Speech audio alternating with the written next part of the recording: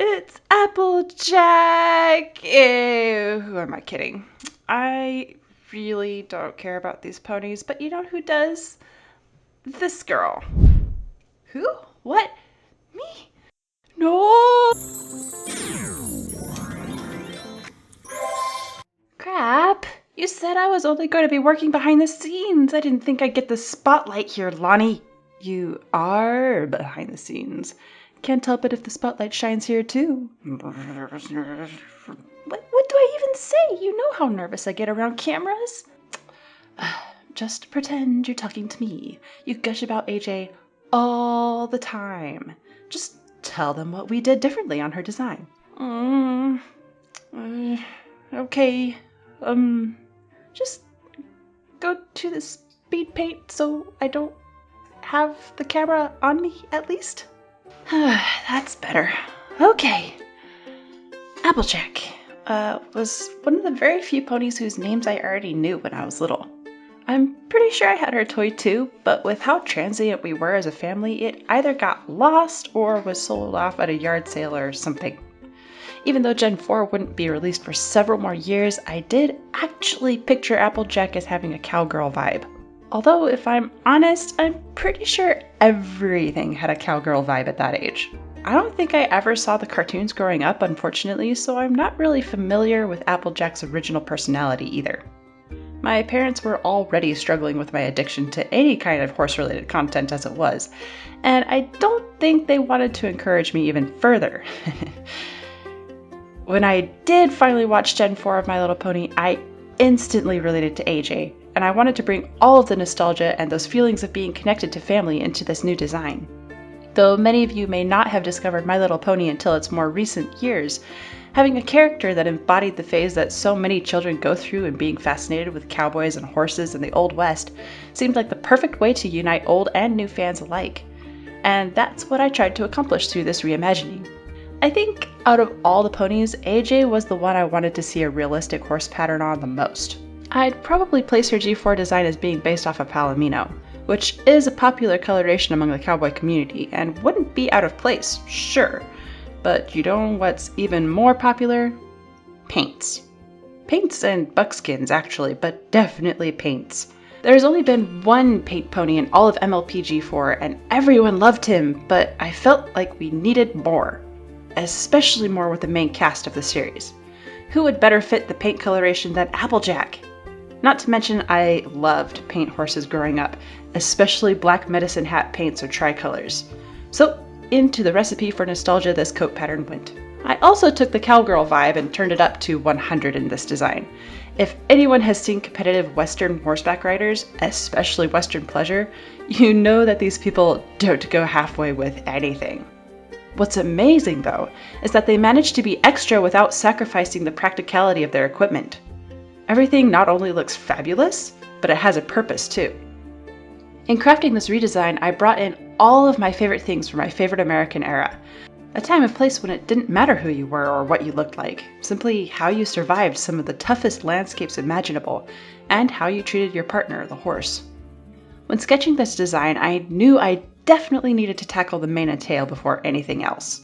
As cute as Applejack's ponytails are, hair like that wouldn't have lasted 5 seconds in her line of work. So I loosened it up while increasing the amount of control she'd have. Relaxed braids seemed to fit perfectly. Something you could put together in a matter of seconds and, if secured properly, wouldn't fall out and get in the way. Of course, I left her bangs out because it looked cuter that way. I'm allowed a little artistic leniency here, okay? Next, I took on AJ's accessories. Keeping the hat was obvious. I wasn't about to drop that one, but I wanted to add more.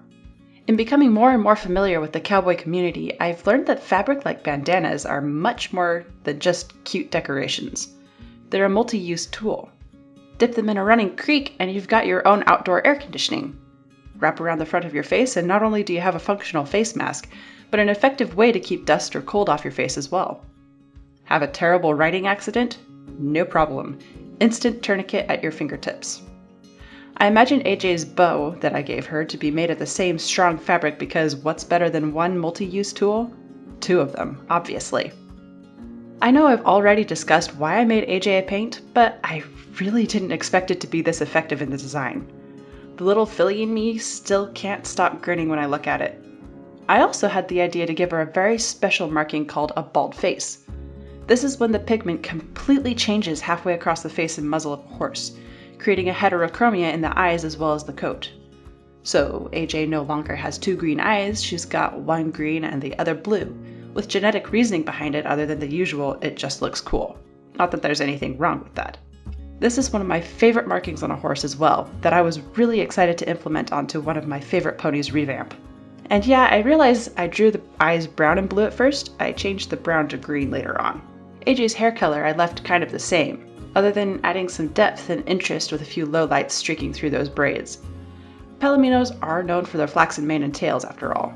It isn't very often that you'll see a horse's coloration where the mane and tail are lighter than the coat. Most of the time it'll be darker, which is why this color stands out in a herd and why so many cowfolk love a good palomino. Finally, I put together the Cutie Mark. Again, I know having simple designs for animation is crucial, so I didn't want to go completely hog wild on this. Essentially, I just bunched the apples together in more of a group and gave them different colors. I even debated making one of the apples in the cluster yellow, but decided against it as it would have blended into her coat too much. So, green, light red, and dark red it was. I thought the green apple kind of brought the green eyes into full circle in her design as well. This version of Applejack has been one of my favorites so far, if I'm honest. I really catered to my inner horse geek with this design and it just makes me smile a lot. With the gorgeous bald face, heterochromia, and the fun accessories, I had so much fun playing with this design. Of course, we're only 2 out of 6 so far, so who knows, maybe the next one will turn out even better. But what do you think of my design for Applejack? What would you change if you were in charge of her design? Let me know in the comments below.